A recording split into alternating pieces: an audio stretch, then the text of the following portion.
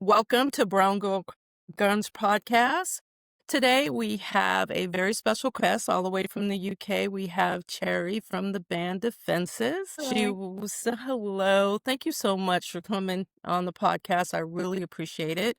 So I'm gonna just jump right into it. Let's talk about the album Shadowlight, which I love. Thank you. It was released in November 8th of 2024 and not quite a year yet, and it's still picking up traction. Matter of fact, you guys, I don't know if you've started already, I forgot to check the dates, but you're about to go on tour with Rory. Am I correct about that?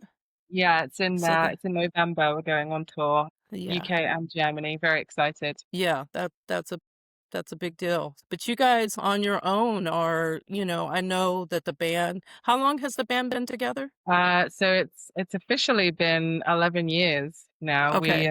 We actually formed the original version of the band in 2013, but Defenses officially became a thing in 2014. Yeah, last year was 10 years for us. So you guys are doing your thing like that, and I think it seems with the album Shadowlight, it seems that you have really kind of come into your own as a band. And I know in a few interviews you've said how this album for you was a lot of soul for searching and self-discovery. And I know for me, when I first heard the song, it touched me in so many ways. Like if I could describe like my transformation, which I've kind of gone through the last 3 years, that Mhm. song would pretty much be my theme song. How has this album been transforming for you all? It's been incredibly transforming. I mean, putting this album together essentially got us the record label that we're with now. And, we were an unsigned independent band for 10 years, grinding and slogging and, doing everything ourselves and, paying for PR when we could afford it kind of thing. And having the support and backing of a label has been game changing in ways that we could only imagine. And the Shadowlight album, we went to them with that product pretty much ready to go, and they loved it. So we kind of owe that to this album. And then, like you say, like people have really resonated with it. People have really connected with the songs and connected with the kind of story that I was trying to tell and the emotions that I was trying to express in a way that they haven't really ever before, grander scale than we've ever seen before. And it's been really amazing. We've kind of this year had opportunity after opportunity that we've never had before. And yeah, it's been completely life changing. You're with Long Branch Records, correct? Long Branch Records. I don't think people like sometimes realize like how long bands like they don't hit like I mean okay yeah some are lucky to hit right out the bay but like they don't just hit overnight like and not that it should take forever but and I didn't know you all were Takes time. independent. Yeah. Yeah, it takes a minute. Well, I mean, I've heard your earlier stuff and I love it, but yeah, this particular album really spoke to me, and I'm sure it's speaking to other people the rest of the way. How I mean, you kind of already answered this to me, but how personal was this album for you in particular? Very personal. Pretty much every song, every album that we've written has come from a personal place in terms of the lyrics for me. But this one in particular, even more so because I essentially let myself be vulnerable with my songwriting in a way that I'd never had before. And that was quite tricky for me to do. I'm a person who can find it difficult to be truly vulnerable and open up, and songwriting has always been the way that I've found most comfortable to do that. But yeah, it's essentially the kind of theme of the album is talking about a journey that I went on myself and that I'm still on. And it is a journey of self discovery following a period of kind of really, really deep reflection and learning and uncovering a lot of things about myself that had been repressed for the majority of my life, and just kind of starting to understand what it is to go on that journey and what it actually means and how it can kind of affect absolutely everything in your life, your entire worldview. Um, so yeah, very, very personal. It was beautiful, and as a fan, thank you for sharing that beautiful song. I mean, it's literally a song I listen to on a daily basis. I have a very particular downloaded license paid for music, and I'm very particular about who I put on there, and that is definitely one of the tracks that I listen to on a very much regular basis. It's just such a beautiful, well thought out metal core, I guess if you want to say. Definitely one of my favorites out of all other. But I mean, you all have great music all around. Speaking of your personal journey, I saw an interview you did. And it was, I think the interview was from about 3 years ago. I think the interview asked you, and I'm sorry, I can't remember his name right now, but the interviewer asked you something about women fronted bands and how at some point you all used to kind of use that as a lead, but now you kind of step away from that, which I don't think you need to anyway, because you're just such a phenomenal fucking band. Thank you. And then the marriage of voices between you and your bandmate Will. Mhm. I know that might be a separate question, but did you guys know that you guys' voices were married like that? I mean, you guys' Um, voices like almost like you guys were meant to sing together in a band when I hear it. oh, that's awesome. That's awesome to hear. We we really lucked out with Will. We were looking for a screamer for a really long time, someone who could really be dedicated to the project. And when we heard his scream, we knew that it would fit the vibe really well of what we were trying to do. And I think over the years of playing together and, singing the songs together, we've really found a flow. But more than anything, it was just luck, I think, that the voices work so well together. Yeah, because his scream was just phenomenal. I wish I could do that. But when he does it though, it doesn't like take away from your voice at all, which is absolutely heavenly, which I'm sure Thank you've been told like 1,000 a million times how well of a singer you are. thank Totally you. jealous. If I could sing like that, I would be absolutely annoying. But, yeah, I'd be just belting out a tune just to be belting it out. But, like, when I hear you all, when it doesn't take away, it's just such a beautiful melody. To get back to, um, the point about being a woman-fronted band, um how metal, I mean, metal definitely in the UK, it is really exploding there, I think, in the last couple, maybe more years. But there's just a lot of great bands that are coming out of the UK.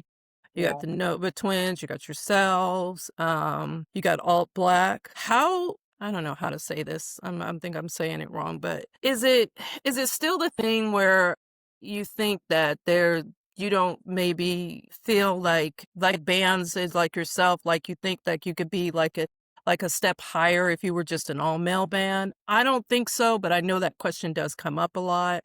Especially, I think sometimes when they see bands that are fronted by brown women who do metal, I still get kind of bullied a little bit about that, about being a metal lover here in America, because. No, not really. I think maybe like even just 5 or so years ago, it probably would have been the case more so, but Okay, that's it what I is was thinking.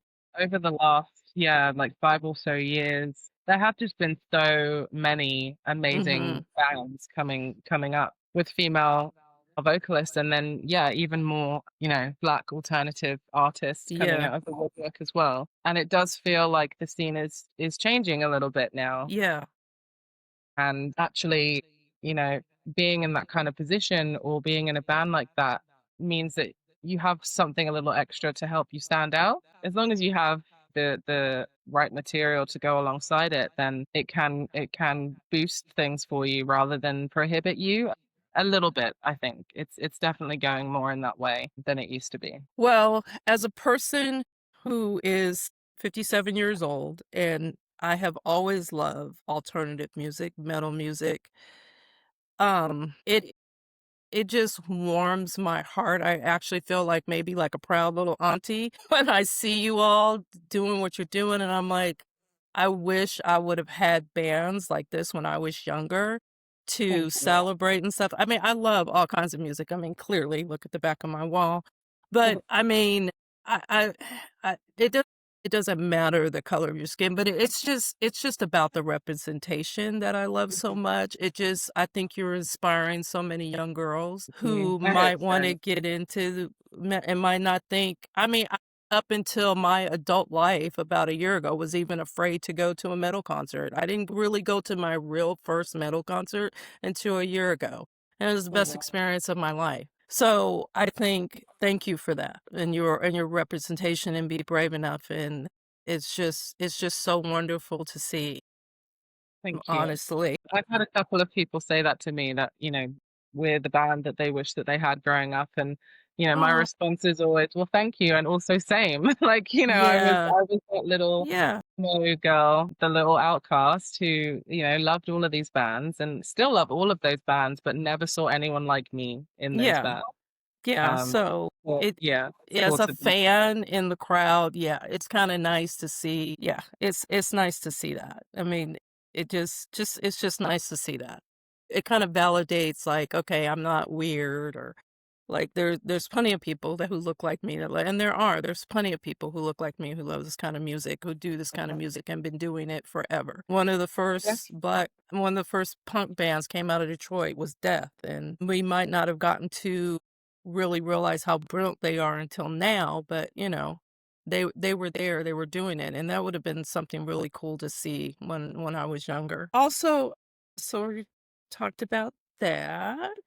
We talked about how UK and the metal movement is just really exploding there. Do you think it's getting a little bit too saturated, or you think there's just kinda room for everybody there? It's hard to say. Obviously, I only have my perspective. And outside of, what I'm doing with the band when I'm doing it, my perspective is pretty much just what I see online. Mhm. Um, and I don't know, at the moment it feels like there's kind of room for everybody, but at the same time, I feel like it's always to an extent been oversaturated. Okay. The thing that I like when I see that there are loads of up and coming bands is that it means that people are being inspired to try something. And so I think that that's always cool. The problem comes when it's time to start to, promote or push people up to the next level. There's only so many slots, there's only so many places, and there's only so many bands that can kind of have those opportunities. So Mhm. it's still definitely a rat race. It's still definitely, a challenging place to be, but it definitely feels like people are finding their audiences and their kind of, online communities and live communities as well. Like people actually going to shows has come back in a huge way since COVID, which is really good. Definitely. So yeah, I think it's kind of mixed for now. We'll have to see what happens. Well, I definitely think you all are in the running, if not getting on top of that. Speaking Hopefully. of opportunities, you played at the Download Fest this year. How great Yes, we was did. that?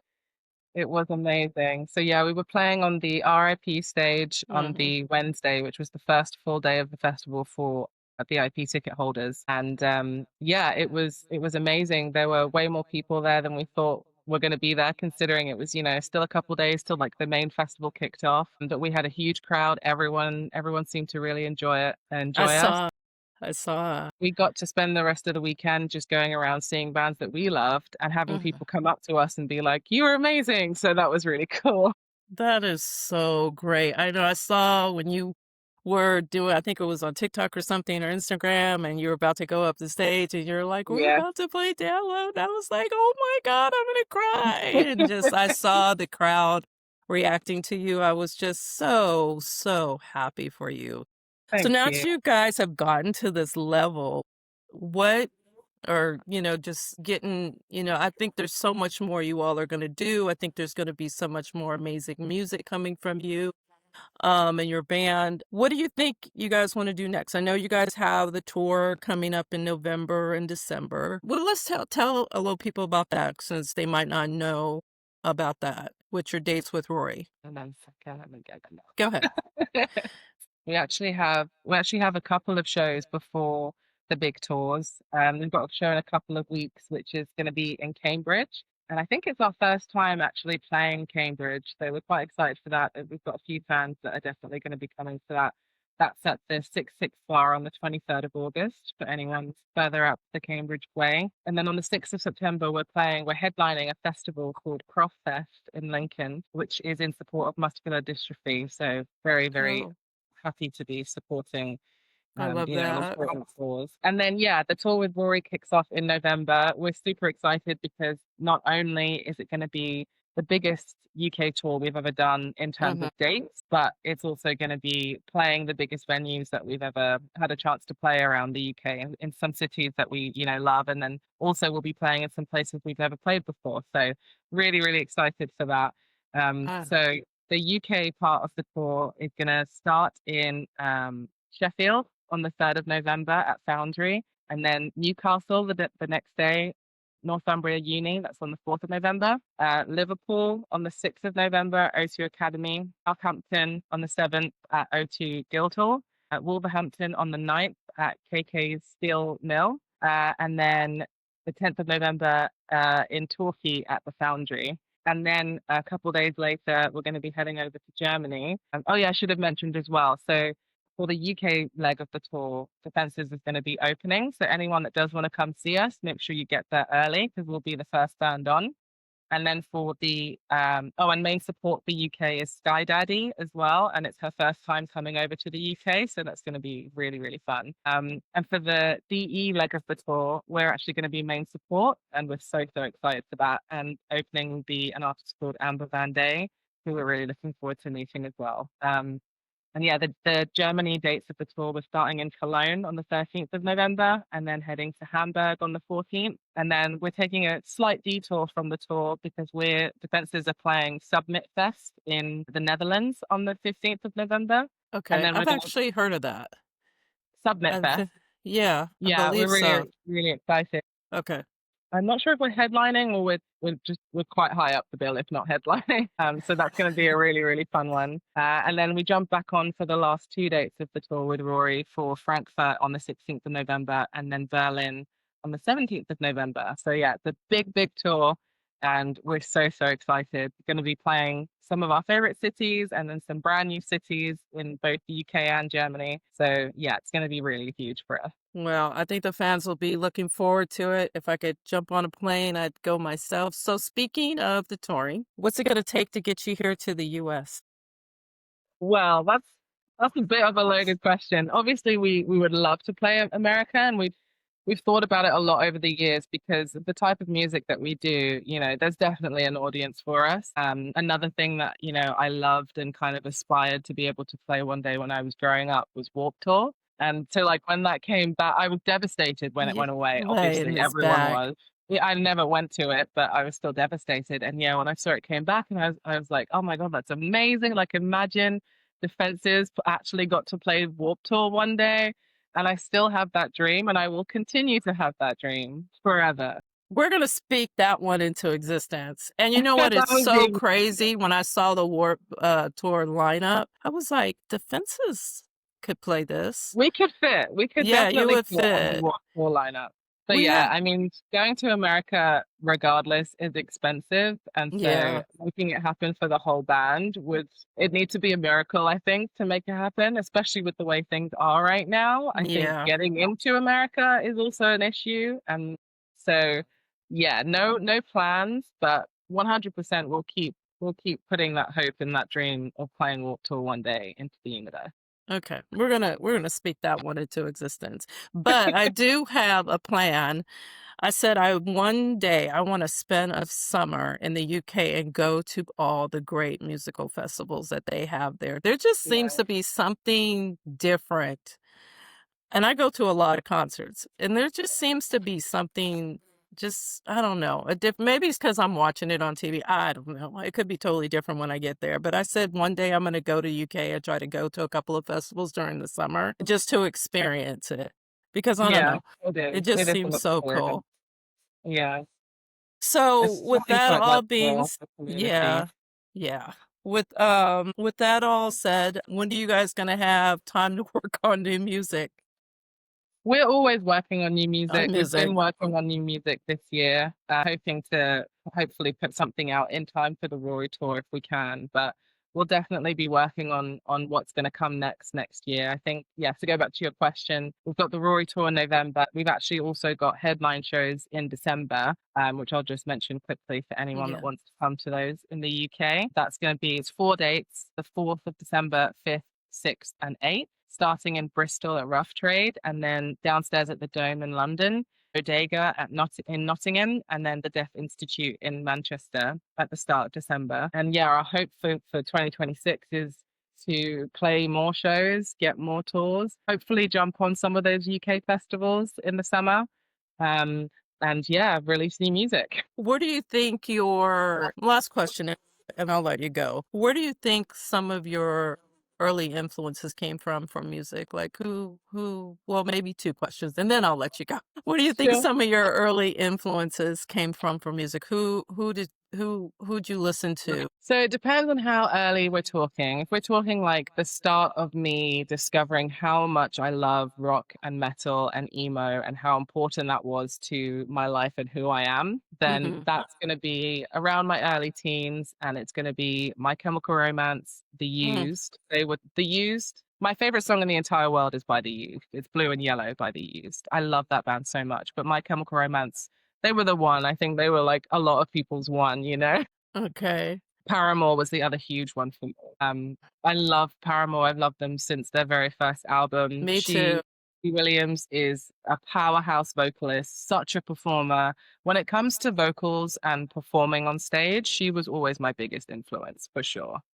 Um, That woman's got a voice. That is so crazy. I was speaking to another artist last week, and he was saying how much he loved her and would love to do would do a collab with her. That's so crazy how much of an influence that she has Such on a huge people. influence. And because Love. we're similar ages as well, I really do, like a lot of people, feel like I grew up with her and with that band. And I've always felt so insanely connected to her because of her lyrics, because of what she writes. And every single, and I, the funny thing is, because she's just put out 17 songs, it's not an album, but she's just put out 17 Yeah, songs. The internet's going crazy it about it. is. And It is. I'm seeing all of these things from people talking about how every single release Hayley or Paramore has put out has connected with whatever's going on in their life exactly at the time that it gets released. And that's how I've always felt about it. Yeah. It's yeah, I've decided I'm going to start calling me and Hayley soul sisters because I feel like there's some kind of soul connection there. There's a soul connection there. Like we're connected. We're gonna have to tag her in this video. I think I'm gonna have to tag my whole podcast because you're the second person who mentioned her. But yeah, I mean, I didn't grow up. I've maybe watched you all grow up, and it Yeah. just yeah, she's just that definitely is a bucket list concert for me. So I definitely want to see Oh, her you've Paramore got in to. concert. You have You to. know, It yeah. will be your favorite concert you've ever gone to if you see Paramore live. Oh, I bet. I bet. I bet. I bet. One more question. So, I guess that's question. You've given me so much information, and I just want to say thank you again.